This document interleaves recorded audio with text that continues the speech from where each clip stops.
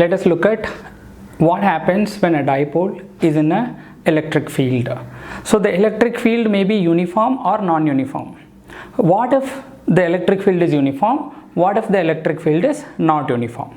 At the same time, you know that electric dipole is nothing but a combination of two equal and opposite charges. If a charge is in an electric field, of course it will be experiencing force. Hence, to move a charge, you need to put in some effort, the work. So, electric dipole in an electric field will experience a force, and at the same time it will have energy. So we are going to derive those expressions right now. First, let us assume that the electric field is uniform. The electric field is uniform. So in uniform electric field, what happens?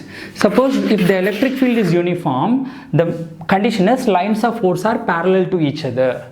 If the lines of force are parallel to each other, electric field is uniform, and at every point electric field is the same. So electric field, we said if it is E, that means it is a force on 1 coulomb charge. Electric field is nothing but force on 1 coulomb charge. That means unit positive charge. Let us say you have a small dipole. It is at different directions. Electric field, let us imagine that on all this side there are positive charges on this surface, and on this surface negative charges, and lines of force will travel from positive charge to negative charge like this. So then the direction of the electric field is this way. So electric field's direction is to the right, and there is a dipole. Let us assume at this point plus q charge is there, at this point minus q charge is there, and of course the distance between the dipole is 2d.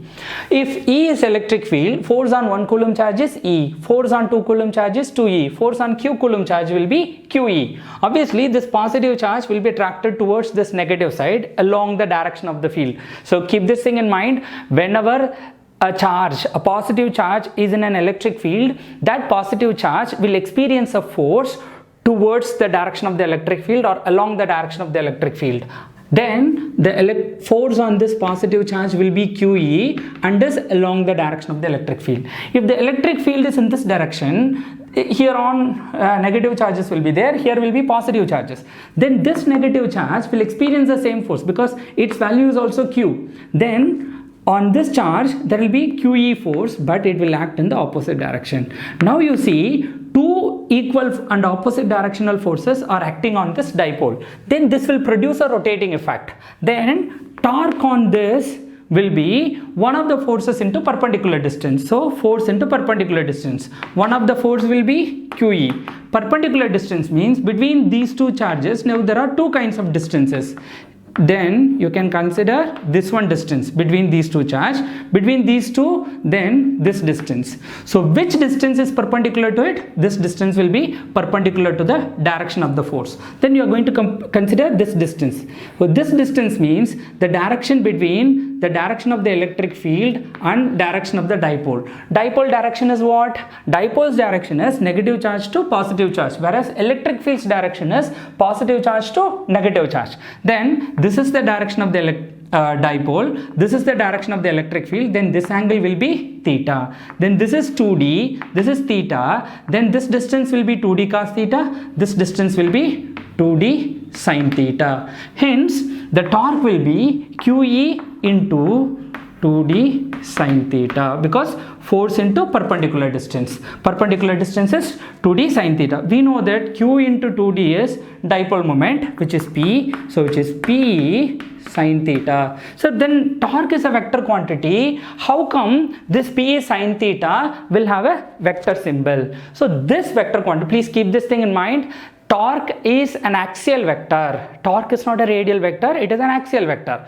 If the rotation is anti-clockwise, suppose if you are there looking at this board, this rotation is anti-clockwise, then the torque is on this side. So in that way, this assumes direction P sin theta n cap, which means that if the rotation is anti-clockwise, that turns out to be a positive torque. If the rotation is clockwise, turns out to be a negative torque. So it is tau vector is modulus P modulus E sin theta n cap, where n cap is axial vector along the axis, it happens. Then torque vector can be P sin theta n cap can be written as P vector cross E vector. So the torque acting on an electric dipole will be P cross E, where E stands for electric field, P stands for dipole moment. Dipole moment is a vector, electric field is a vector, torque is also a vector. So would there be a force acting on this? Because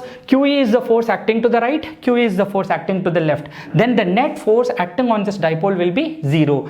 In a uniform electric field, net force acting on the dipole will be 0, then the net torque, the summation of the torque will be P cross E. What if the electric field is not uniform? If E is non-uniform electric field, E is non-uniform electric field. If the electric field is not uniform, at different points there will be different electric field. Suppose you have a dipole, and dipole, let's say this is plus Q and this is minus Q, but let us assume here so much crowded positive charges and here so crowded negative charge at this point, then all the lines of force will come out like this. Then at different points there will be different electric. Here electric lines of force are far away from each other. Here at this point electric lines of force are close together.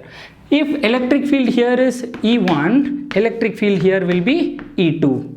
Then force on this negative charge QE will be minus QE2. Here force will be QE1. QE1 is greater than QE2 because lines of force are crowded here, lines of force are just far away from each other here. Hence, this force is greater than this force. In a non-uniform electric field, when the electric field is not uniform, net force is not equal to 0.